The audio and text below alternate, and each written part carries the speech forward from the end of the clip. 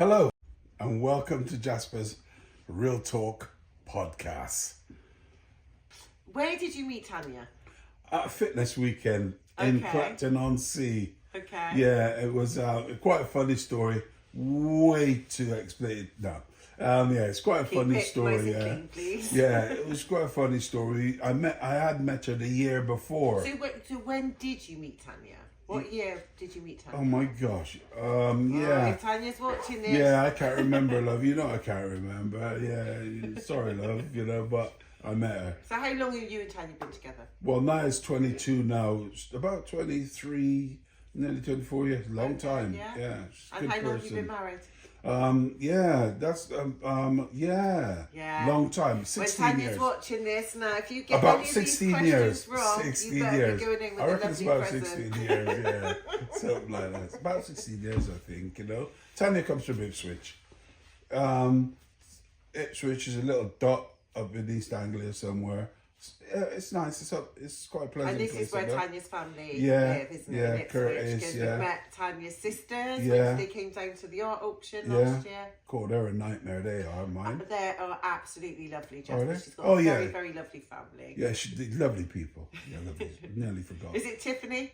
Yeah, Tiffany, Tiffany, Claudette. That's who you met, and Sandy.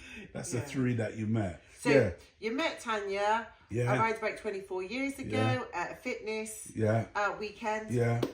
And then obviously Naya came along. Naya came along, which Naya was Townsend. 23, Na- 20, Yeah, no, he's 22 now. 23 this year. 23 this year, yeah. Nice lad. Works here with us, Bit quiet. Don't say boo to flipping anybody. So just coming back a little bit, so then you met Tanya on Yeah. this fitness weekend and you decided to come to Bristol, back to Bristol and make Bristol your home. Yeah, made Bristol my home, yeah. So, we came back here as a family with her daughter as well. Yeah, and, we rented over in, I think it was like Kingswood Way for a little bit. Sold my flat in Bournemouth because it was too small. And then moved back to Bristol. Yeah, it was strange, moving back. For some reason, I found it strange moving back here with a child and everything like that, Okay. And So Naya wasn't born in Bristol? no, So he's he was born in born in- Ipswich. Right, That's okay. why he's so quiet. Yeah, he was born in Ipswich. Yeah. So you guys moved back, Yep. and then what did you then Yeah. do? Did you still have your shop on Park Street? I Or had was the that shop. already gone? No, I still had the shop on Park Row. Park Row. Yeah, Okay. for a little bit. And then I actually had a shop on North Street. And I actually had a shop in Bournemouth. What, the clothes shop? Yeah. Okay. And I had a shop for a short while in Exeter. Oh, so jotted all around Yeah, by yeah, this yeah, point. yeah, Okay, yeah, so you'd one of those. expanded your. Yeah. Okay. And then, and then decided, to close everything down and open a restaurant Okay. called Cuba Ice on North Street. Great time. So a sudden change of closing all these stores Yeah. down and then just concentrating on Yeah. a Jamaican. Well, it was it a sort Caribbean? of Caribbean Okay. / English meals we used to do, as well. It was a great spot for my mates from football. They used So to drink there. Jamaican stroke English. Yeah, yeah. So just tell me that I need to know the contrast on this, okay? So from a Jamaican perspective, Yeah. what kind of dishes was you Oh, offering? curry goat, all that kind Your of staple stuff. kind of stuff. Yeah, And jerk then- chicken. English. Things like Fish and chips. fish and chips. We used to have fish and chips night. Yeah, You didn't? Yeah, we did.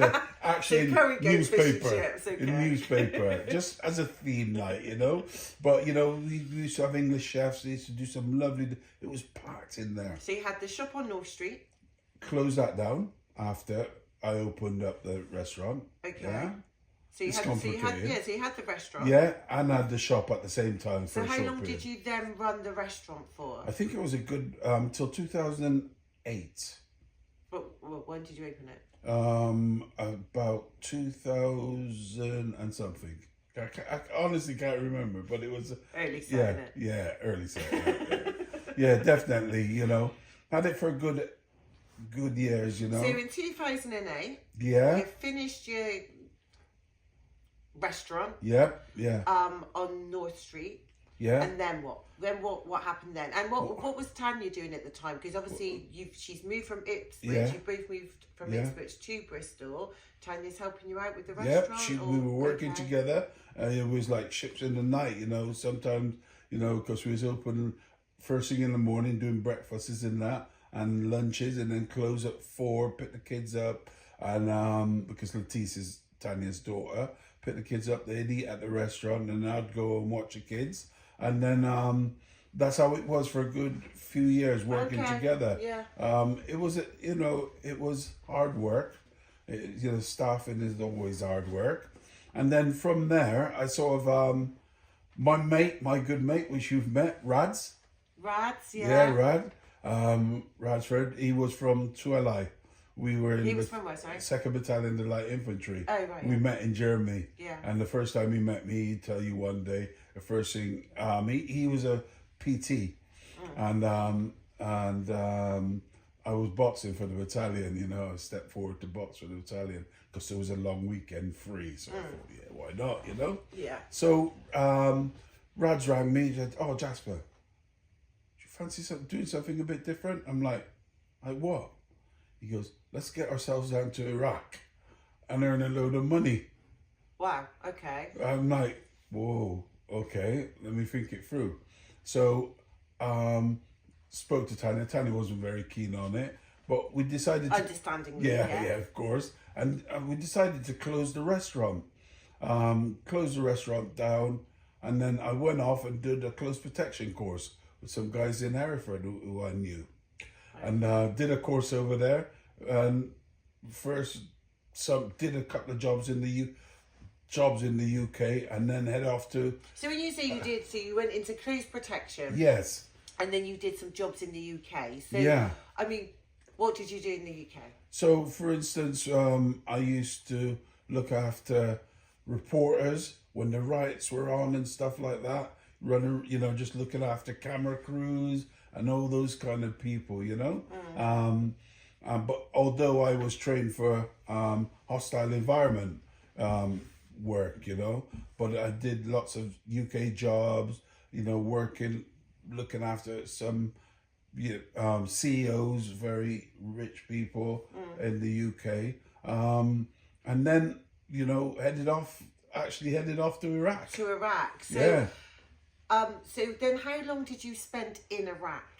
A few years, a good couple of years that I spent in Iraq. So during that time of spending a couple of years or a few years in Iraq, you were coming back to the UK? Yeah, on leave. You weren't absent the whole time? No, not for the few years. So that must have been quite tough for Tanya at the time, and your son? Yeah, it was very difficult for her, you know, to have conversation, because I used to go away for like 3 months at a time, you know, and then Tanya and Naya decided... was how old? Oh, I can't remember, 6, 7, Okay. yeah, something like that, primary school.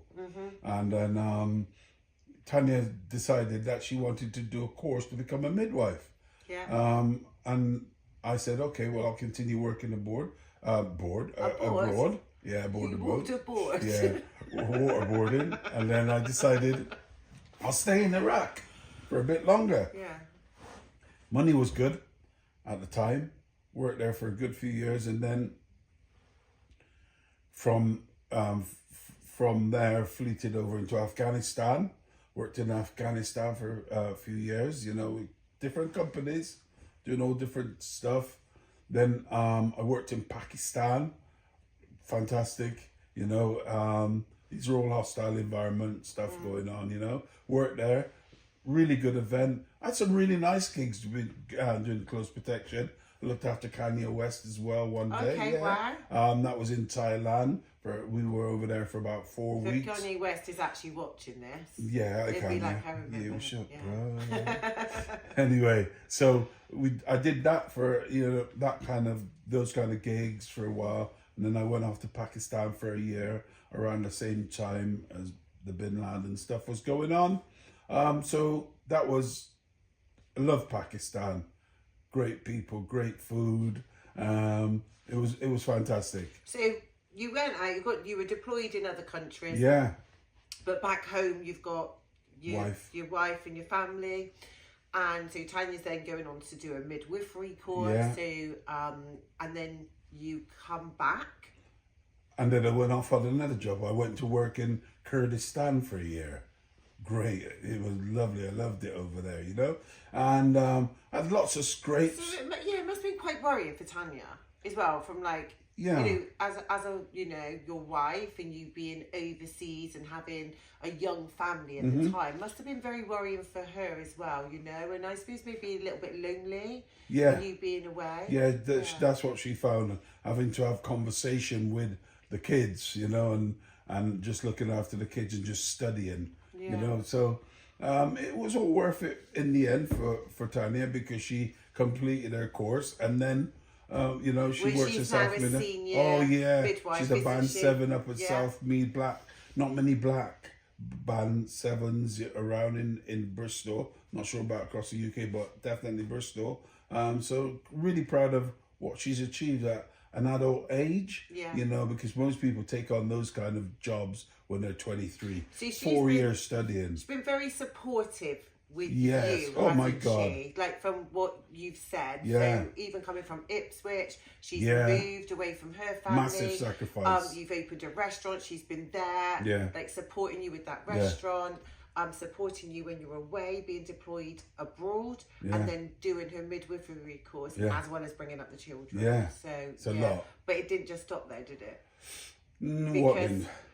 Because when you came back and you decided to do what you're doing now, well, actually, wasn't Tanya heavily involved? No, before that, I had another restaurant. What happened was we were away on a job in Kurdistan, and it was a bit of a hair raiser, and funding wasn't coming through as it's supposed to, and then I thought the guy who was running the gig at the time decided, let's not go back there, so I had to find something else, and I decided to open a restaurant. Another one. Okay. Called JASPERS this time. Right, okay. Started running that for a few years, you know. Again, but this was just Caribbean food, you know, rather than English food. So at that point, when you opened your second restaurant, was Tanya then involved? Yeah, Tanya was involved a little bit, quite a bit in that one. A little bit or quite a bit? I can't quite remember if she was fully qualified then. I think she was, and you know, doing her midwife Oh wow, stuff. so she'd already qualified. She was doing her midwifery, so her own career, and then still helping you with the restaurant. Yeah. Okay. So, you know, she was working in the community as a community midwife. That's right. Yeah, she enjoyed it, but not so much as she does at South Mead. Okay. So I started doing that, and then that's when I decided to do this. So there's been lots of phases in my life of reinventing myself and doing interesting stuff and maybe sometimes not so interesting. I mean, I remember I used to work in Hong Kong for this really rich family, and I had to carry the boss's purse all the time. I thought he was going to say the boss's like little handbag dog. Yeah, it was. Yeah, it was big old Jasper in a suit. Yeah, no, it wasn't a little dog. It was actually it's you know. You know, one of these like little chihuahuas. Yeah, well, in a purse in his back. Yeah, no. His wife used to have a pink Bentley. We used to be sat in the bloody seat of a. You weren't driving a pink Bentley. No, I wasn't driving it. You know what they say, don't you? Yeah, I know. Pink makes the boys wink. It was quite a good gig, and it was quite a good gig for a while, you know. But then, you know, I decided to knock that on the head as well, and back in the UK, again decided to reinvent myself, and this is what I'm doing now. So before we get into this again, because I just feel like your family have been so supportive to you. Yeah. So again, then Tanya's already, she's done it, she's her career's flying by the sounds of it at this point. She's progressing. Yeah, progressing. And then she helps you again with your next project. Yeah. Or your next calling in life. Calling, like my sister says. So basically decided one day come off a hill I came off a hill in Ashton Court, freezing cold. I was running. I could run then. then my knee wasn't as bad. Can barely walk now. Yeah, and I know that's the army's fault. And then I came off this hill, and then I just decided out of the blue. I just sort of said, I'm going to help the homeless, because I thought, how do they cope in this weather? And it just, you know, got me serious head on, and thought, Got me serious head on, and that's my serious head. Got my serious head on, and went back to the restaurant, and then spoke to Tanya on the evening and said, I'm going to help the homeless. And this was born. Well, actually, this wasn't born.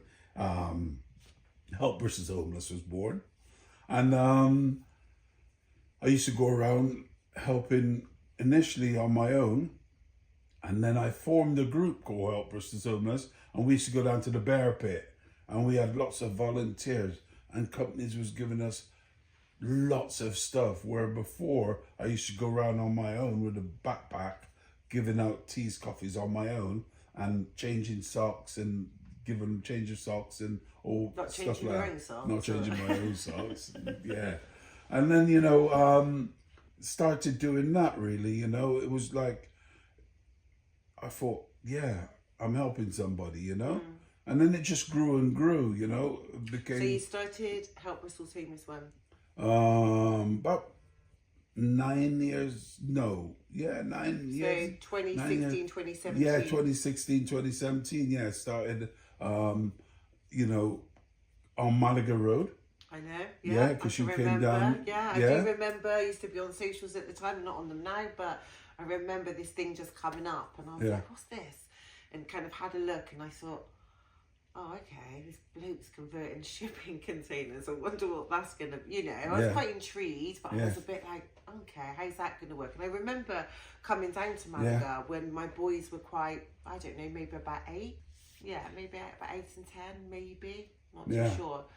Yeah, the caravan there. You had a caravan on Malaga Road, which I felt a little bit of a way, because when I came down to see if there was anything I could help you with, you were like, "Oh, come into my office." And then I walked in, I was like, "Oh, this looks a bit shady, doesn't it?" And it was an office come storage come accommodation, wasn't it? Yeah, and it I was like, okay. Yeah, so someone donated that caravan to us. Like a beigey brown? Yeah, that's right. Yeah, beigey brown. Yeah. And Paul O'Brien allowed me to go onto his land. His land, yeah. And put it, you know, the caravan there.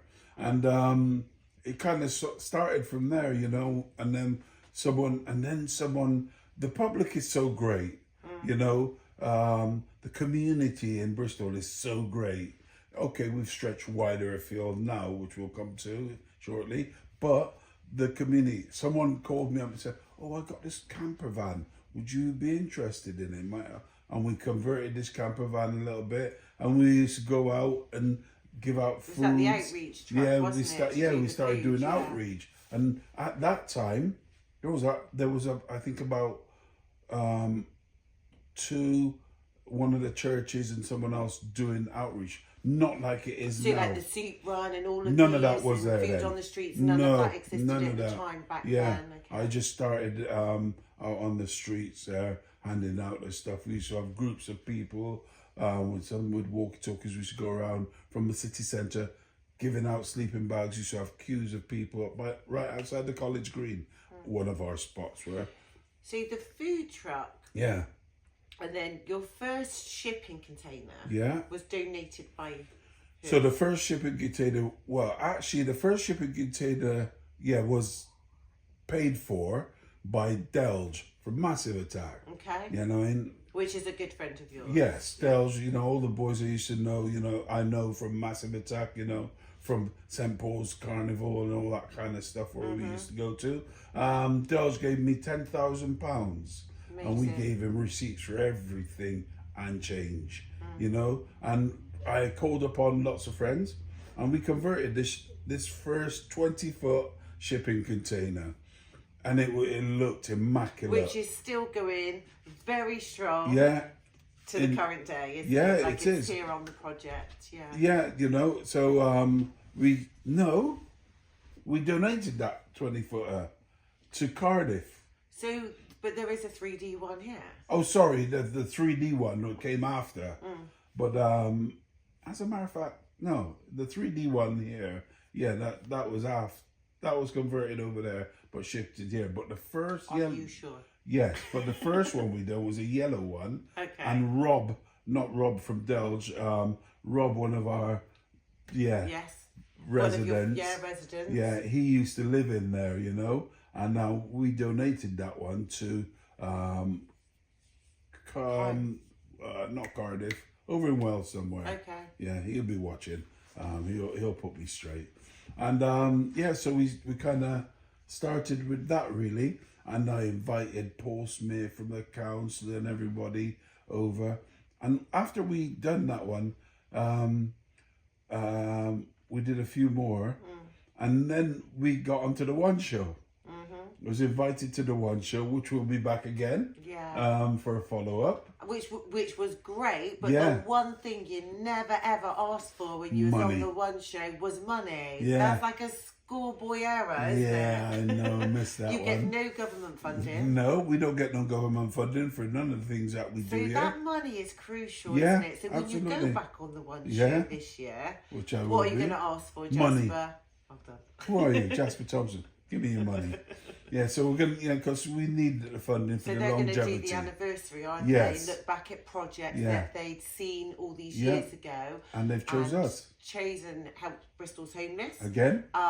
Just to see the model Yeah. and how it's been thrown across Yeah. the UK and overseas. Yeah. So you know, I mean, we then moved from Malaga Road, and and moved to Spring Street. Which, we found through me just driving around looking for a spot, found this, spoke to the council, 2 massive warehouse, dilapidated, and they said to me, yeah, you can put your containers in there. So I ripped it down. And they were like, eyes wide open. Oh, okay. Well, I said it wasn't safe. Got some, specialist advice, took the whole thing down, and started building the units on here. We started off with about 15 on But here. when you moved here, wasn't there some concern from the local community that you move in here? They were worried that may create an antisocial behaviour in terms of substance misuse, although this is a dry site, which you've always remained as having a dry project.